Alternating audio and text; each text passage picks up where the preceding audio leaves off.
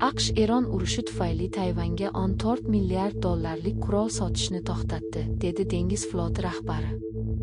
Amerika Qo'shma Shtatlarining yuqori darajadagi harbiy amaldori Vashington Eronga qarshi urush uchun oqdorlarni saqlash uchun Tayvanga $14 milliard qurol sotishni to'xtatayotganini aytdi.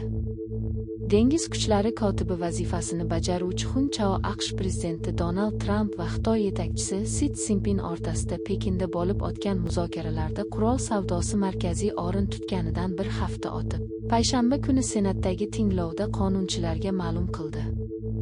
Hozir biz Epic Fury uchun zarur bo'lgan oqdorlarga ega ekanligimizga ishonch hosil qilish uchun pauza qilyapmiz. Bizda juda ko'p, dedi Chao Senatning mudofaa bo'yicha mablag'lar quyi qo'mitasiga. Ammo biz hamma narsaga ega ekanligimizga ishonch hosil qilmoqdamiz, ammo keyin ma'muriyat zarur deb hisoblaganda xorijiy harbiy savdolar davom etadi. Chaoning so'zlariga ko'ra, savdoni davom ettirish bo'yicha har qanday qaror, bu Tayvanga eng yirik qurol-yarog'ni topshirish, mudofaa vaziri Pit Hegseth va davlat kotibi Marko Rubio tomonidan qabul qilinadi. 8 aprel kuni AQSh va Eron o't ochishni to'xtatish to'g'risida kelishib olganidan beri urush to'xtatildi, biroq tomonlar haligacha doimiy tinchlik kelishuviga erisha olishmadi.